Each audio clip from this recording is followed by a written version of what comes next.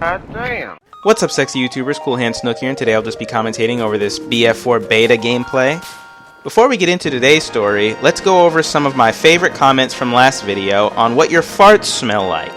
Bluewood93 MMA says, "My farts smell like the blood of my enemies." Block Puncher says, "My farts smell like a rotten newborn ferret that was used as a dildo at a crack house in downtown Detroit on a hot, soggy summer day."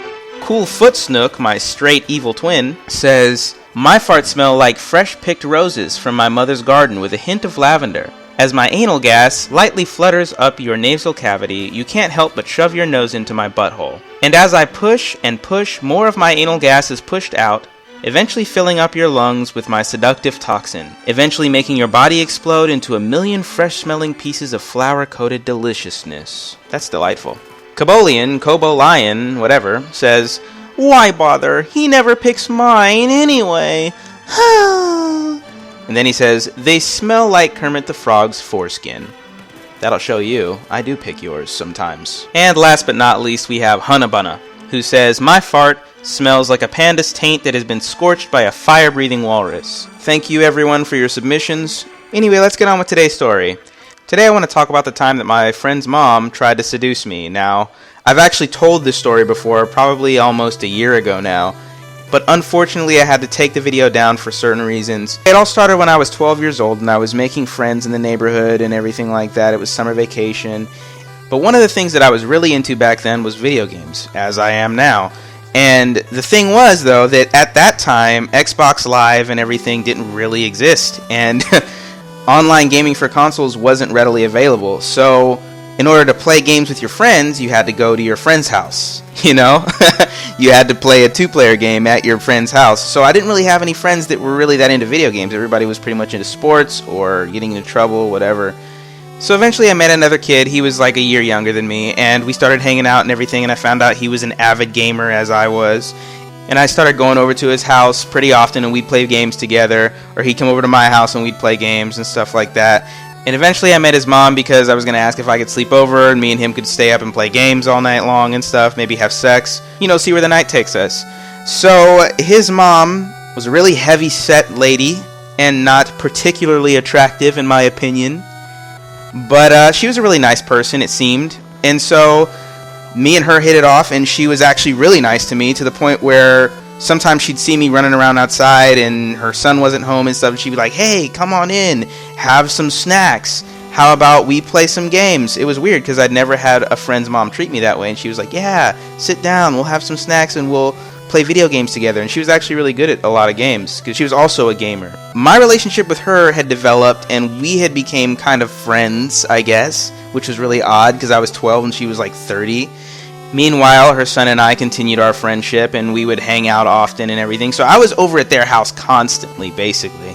And it got to the point where I was sleeping over like every week, maybe 2-3 times a week.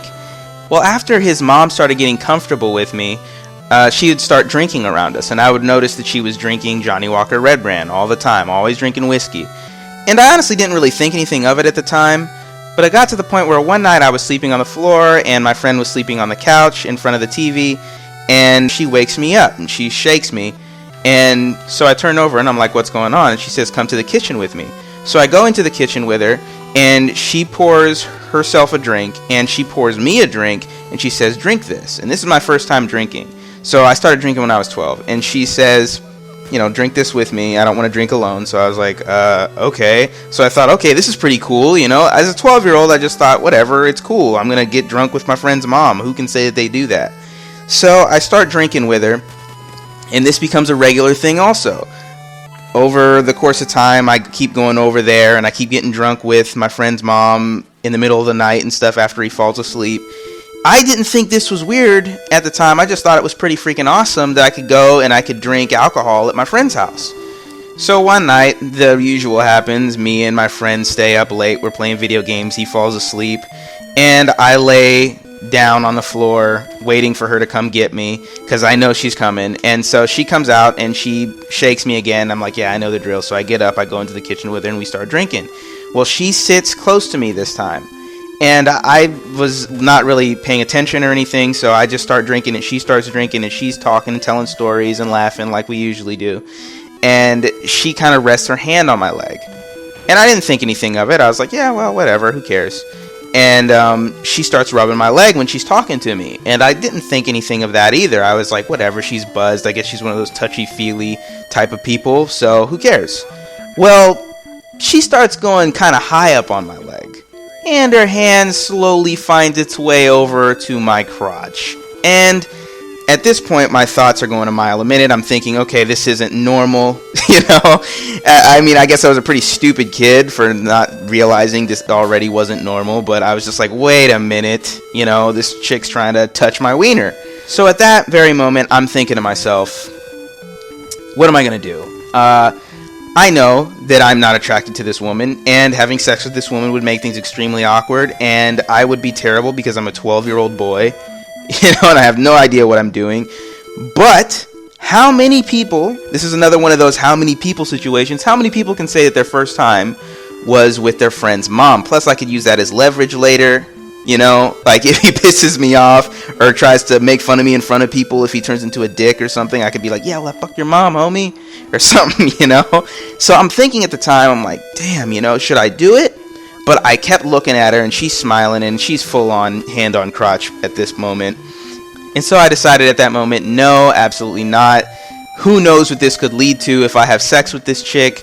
She's already obviously mentally unbalanced. She could start stalking me and try to keep me from getting girlfriends in the future, or kill me or something. I mean, who knows what the hell is wrong with her? And if I say no, she might try to jump on me and like finger me in the ass or something. You never know. You don't know what these people are capable of. So I was just like, I need to use the bathroom. So she's like, oh, well, hurry back. So I just kind of take off running. As soon as she lifts her hand off my dong, I just run out the door. And I didn't have a whole lot of stuff over there anyway. And I didn't really want to go home because it was already like 2 in the morning. I was drunk. I knew I smelled like alcohol. So I was like, I can't go home. I don't know where to go. So I ran for a while till I got to a park, and I was like, well, I gotta sleep here, I guess. People sleep in parks all the time. The only thing was, I was like, man, where am I gonna sleep? I'm not gonna just sleep here on the grass. It's gonna get wet. The sprinklers are gonna come on early in the morning. So what I did was I went into a tunnel slide and slept there just because it was slightly better than sleeping on the ground or on a bench. And I was kind of scared, you know? I was a 12-year-old kid. I didn't want to sleep outside in the open. So I went to sleep in a tunnel slide that night, and I woke up around 10 o'clock the next day and walked home. And my mom was at work. I never told her. I never told my friend about it. I just went back to my friend's house again later on that week, and we hung out like everything was back to normal, and me and his mom just didn't talk that much after that. And a couple friends that I've told later on were like, oh, why didn't you do it? You know, it's a once-in-a-lifetime opportunity. You could have banged a MILF. This chick wasn't a MILF. I mean, she was terrible looking. So I feel pretty happy about my decision. So anyway, guys, I hope you enjoyed the story. And if you did, please leave a like, comment, subscribe, and follow me on Twitter. And just because I'm curious, why don't you guys in the comments let me know what you would have done in that situation? Would you have banged that out? Or would you have done the same thing or something different? Anyways, talk to you guys later. Bye.